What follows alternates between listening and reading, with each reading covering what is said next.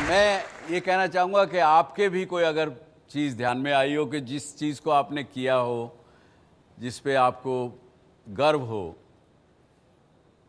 कि that you did something good, छोटा बेशक स्मॉल भी किया हो, छोटी भी कुछ बात की हो, तो उसके शेयर कीजिए यहाँ से। Sir, when I was in class 7, so I used to get highest marks in mathematics. So my teacher told that those who got less marks in maths help them.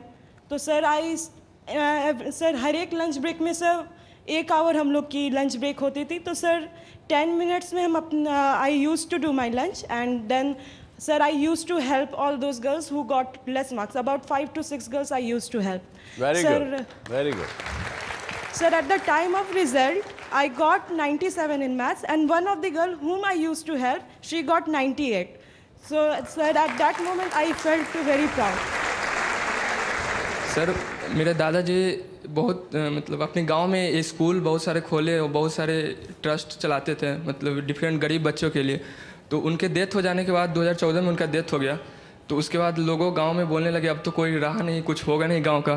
तो उसके बाद मैंने डिसाइड किया कि जैसे मैंने अपने फैमिली में 15-20 आदमी पढ़े हैं, अभी हम लोग अपने भाई बहन, तो सारे बुक को एक जगह कलेक्ट करके मैंने उसको गांव में एक लाइब्रेरी का नाम दे दिया हूं और उससे गरीब बच्चों को वो बुक देता हूं, उससे नाम लिखवा के फिर वो रिटर्न करते हैं पढ़ने के बाद। और अपने भी जब गांव जाता हूं तो वहाँ की जो स्कूलें हैं, जो 4-5 स्कूलें जिस समय दादाजी ने खोले थे, अब तो गवर्नमेंट स्कूल हो चुकी हैं, तो उसमें पढ़ाता हूँ और अपने आप बहुत और एक साथ सबको जोड़ना चाहता हूँ ताकि और आप खुद भी पढ़ रहे हैं अभी? Yes sir, electrical triple third year का स्टूडेंट हूँ मैं। सर आज से कुछ साल पहले, 4 साल पहले हम लोग देहरादून से कोटा जा रहे थे। मैं मेरे साथ एक फ्रेंड था, तो कोचिंग हम लोग करते थे वहाँ पे। तो हम लोग दिवाली की छुट्टियों के बाद वहाँ पे जा रहे थे। तो सर कानपुर स्टेशन पे सर ट्रेन रुकी और ट्रेन छूटने से जस्ट 5 मिनट पहले सर वहाँ पे कुछ ड्रंक लोग सर ट्रेन में चढ़ गए, पूरा गाली देने लग गया, उनको अब्यूज़ करने लग गया बुरी तरह, कह रहे कि चलो उठो, तुम लोग का सीट नहीं है, ये बहुत बुरी तरह। तो आंटी जो थी, वो लेडीज़ थी, वो रोने लग गई।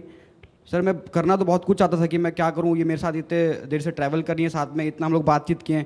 उनको जो 3-3 छोटे बच्चे थे वो लोग रोने लग गए थे। सर रोने तो मैं भी लग गया था, मैं उस समय छोटा था। तो सर मेरे फादर ने एक बार कहा था कि जैसे लाइफ में सबको एक सीख मिलती है कि कभी छेड़े तो किसी को, मतलब किसी को छेड़ो मत, और कोई छेड़े तो उसको छोड़ो मत। तो सर वेरी गुड।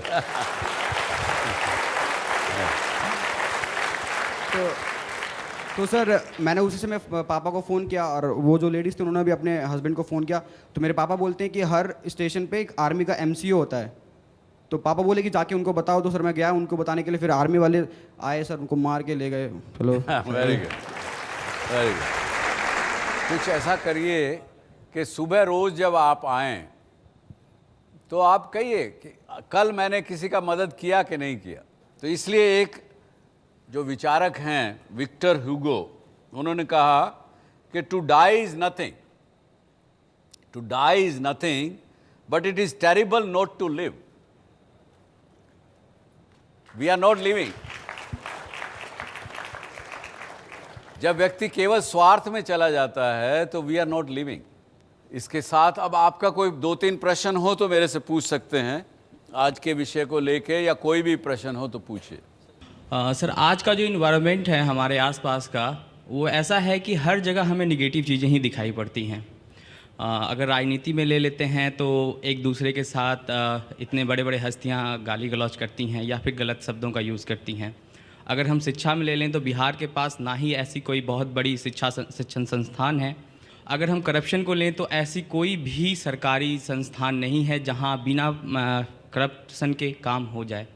इन सभी चीज़ों के बीच में हम अपने आप में पॉजिटिव चेंजेस कैसे लाएं? ये समस्या तो पूरे देश की है एक हिसाब से तो, लेकिन आपकी यहाँ बिहार में थोड़ी ज़्यादा है, इतना ही कहूँगा मैं। पुराने समय में एक कहावत हम लोग सुनते थे, जो मैंने अपने बुज़ुर्गों से सुना है।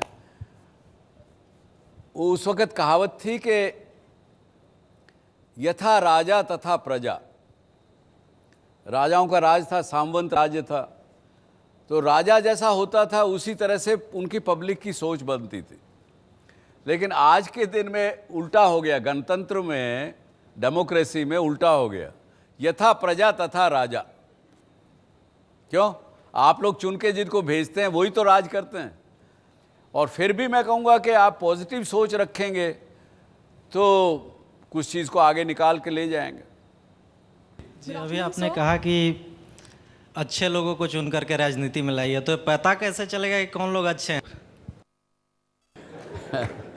क्योंकि मैं तो ये कहूँगा कि अगर ऑब्जेक्टिव होके अगर आपके 5 कैंडिडेट हैं आपकी कॉन्स्टिट्यूंसी में, उन 5 में से इस दिशा से चुनिए कि कुछ थोड़ा बहुत पढ़ा लिखा रहेगा तो आपकी समस्याओं को समझ सकेगा। तो उन 5 लोगों में से एक ठीक से आदमी चुनिए जो आपको लगे कि ये ईमानदार है, इस मकसद से आया। इस आधार पे मत चुनिए कि जी ये मेरी जाति का है इसलिए आगे करें उसको, मेरी बिरादरी का है इसलिए आगे करें उसको।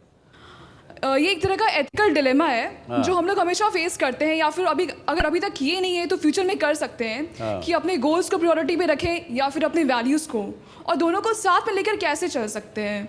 देखिए, आपका गोल ऐसा होना चाहिए जिसमें वैल्यूज को कॉम्प्रोमाइज नहीं करना पड़े। किसी ने पूछा मुझे अच्छे और बुरे में क्या फर्क है, अच्छाई में बुराई में क्या अंतर है, कौन सी चीज बेनिफिशियल है मेरे को।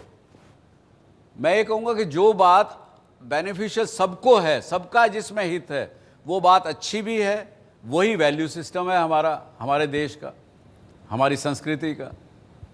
तो वैल्यूज़ में और आपके गोल में कन्फ्लिक्ट कैसे हो सकता है? आप बताइए, कोई उदाहरण दीजिए। सर, अभी तक ऐसा हुआ नहीं है, लेकिन मैंने अक्सर काफ़ी लोगों का एक्सपीरियंस सुना भी है कि ब्राइबरी सब जगह, आप कुछ भी करना, आप even if you want to go for entrepreneurship, आप स्मॉल लेवल से ही स्टार्ट करो, बट हर स्टेप पर इस तरह के सिचुएशन आते हैं इसलिए क्योंकि हम जवाबदार हैं। मैं जवाबदार हूं। मैं पहले अपने आप को कहता हूं कि मैं इसका जवाबदार हूं, क्योंकि मेरा जब काम अटकता है तो मैं कहता हूं यार पैसे दो, काम कराओ, आगे चलो।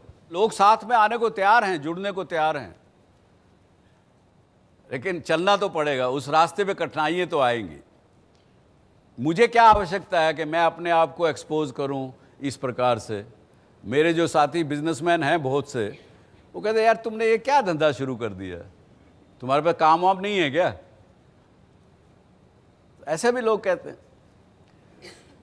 कुछ तो लोग कहेंगे, लोगों का काम है कहना, छोड़ो बेकार की बातों में कहीं बीत न जाए रहना।